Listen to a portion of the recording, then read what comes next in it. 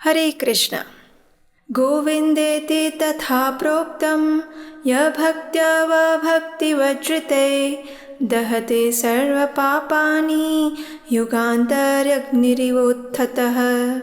अर्थात गोविंद नाम का भक्ति पूर्वक या बिना भक्ति पूर्वक कीर्तन किया जाए तो जैसे प्रलय अग्नि सब कुछ नष्ट कर देती है, उसी प्रकार ये नाम भी समस्त पाप राशि को नष्ट कर देता है। जो भी व्यक्ति अपने इंद्रियों के गोचर भगवान श्री कृष्ण में अहेतुकी यानी बिना किसी अन्य कारण के और व्यवधान रहित अखंड प्रेम लक्षणा भक्ति चित्त में उदय करके और जिसके आचरण से चित्त सम्यक रूप से प्रसन्नता प्राप्त करे, वही व्यक्ति का परम धर्म है। अहेतुकी यानी शुद्ध भक्ति के लिए ही भक्ति की जानी चाहिए, पुत्र धन यश या दुख निवृत्ति के लिए नहीं। ऐसी भक्ति स्वरूपतः आनंददायिनी होती है और मनुष्य के चित्त को स्वाभाविक आनंद प्रदान करती है। और इसी बात का वर्णन श्री हरि भक्ति विलास में किया गया है। ऐसी अखंड प्रेम लक्षणा भक्ति हमारे चित्त में केवल एकादशी देवी प्रज्वलित कर सकती हैं। इस दिन उपवास करके पूर्ण श्रद्धा से गोविंद नाम का जप करने से व्यक्ति के सभी पाप नष्ट हो जाते हैं और वे अपने साथ अपनी पीढ़ियों का भी उद्धार कर देते हैं। एकादशी तिथि पर भगवान श्री गोविंद का नित्य स्मरण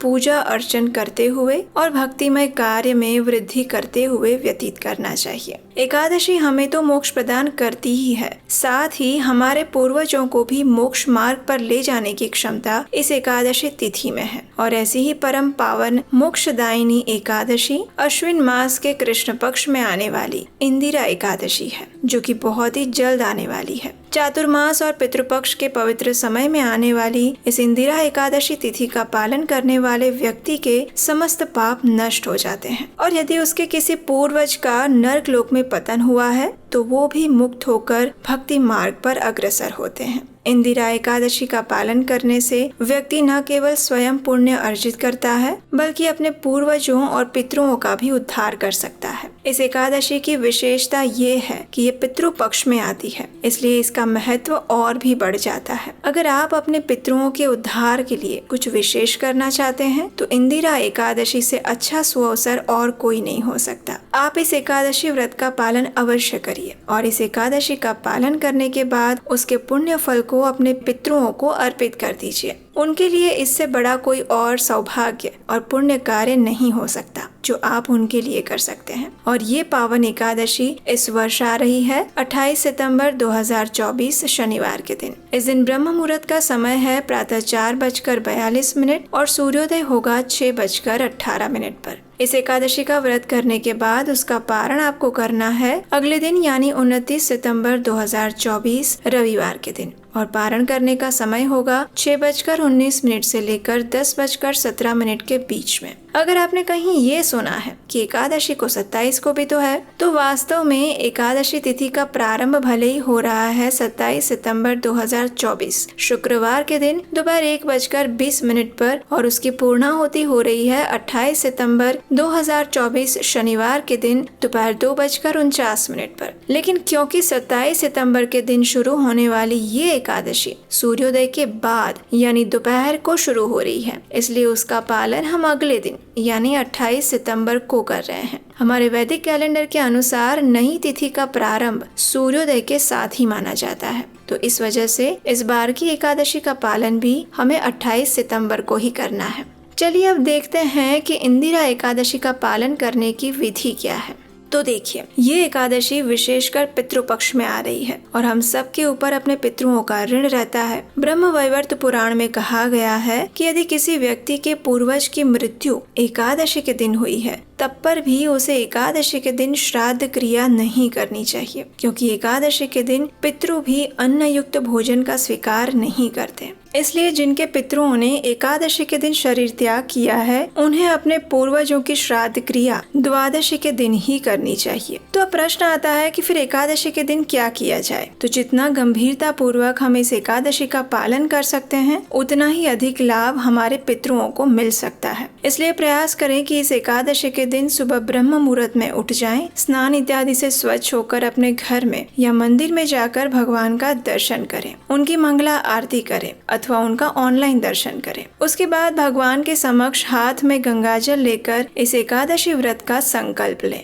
संकल्प लेते समय भगवान से प्रार्थना करें कि हे परम भगवान श्री कृष्ण, मैं आपकी प्रसन्नता हेतु इस एकादशी व्रत का संकल्प लेने जा रहा हूँ। कृपया आप मुझे अपनी शरण में लीजिए और मेरे पितरों को भी आपकी भक्ति प्रदान कीजिए। इस प्रकार संकल्प लेने के बाद अब आप तुलसी देवी की परिक्रमा करिए, उन्हें जरूरत हो उतना जल अर्पण करिए और तुलसी देवी की कम से कम 3 बार प्रदक्षिणा करिए। उनके समक्ष बैठकर हरे कृष्ण महामंत्र का जप करिए, यानी हरे कृष्ण कृष्ण कृष्ण हरे हरे, हरे राम राम राम हरे हरे। इस एकादशी पर आप जितना अधिक से अधिक जप करेंगे उतना ही अधिक फल आपके पितरों को प्राप्त होगा। इसलिए याद रहें, इस एकादशी पर आप कम से कम 16, 25 या 32 माला हरे कृष्ण महामंत्र का जप करने का संकल्प लीजिए। संपूर्ण दिन के दौरान आप श्रीमद् भागवतम या भगवत गीता का अध्ययन और श्रवण कर सकते हैं। एकादशी के दिन उपवास का पालन किया जाता है, जिसमें हम किसी भी प्रकार के अन्न या अन्न से बने हुए पदार्थ का सेवन नहीं करते, जैसे कि गेहूं,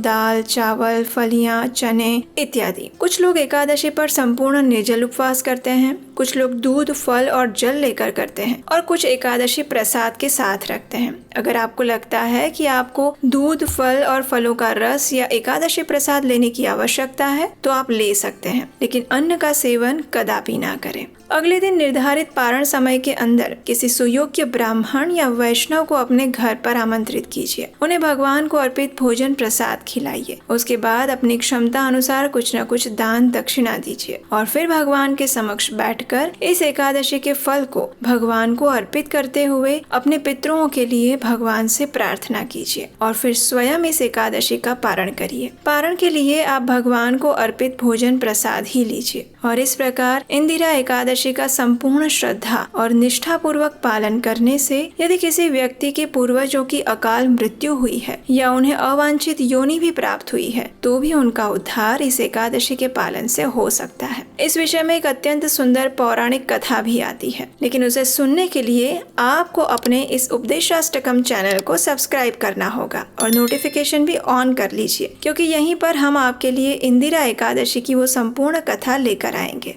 तो चलिए तैयार हो जाइए आने वाली इस पितृपक्ष विशेष इंदिरा एकादशी का पालन करने के लिए, जिसके माध्यम से सरलता पूर्वक हम अपने पितरों को सर्वोच्च गति प्रदान करने में सहायता कर सकते हैं और उन्हें भगवान श्री हरि की भक्ति प्राप्त हो ऐसी प्रार्थना कर सकते हैं। हरे कृष्णा।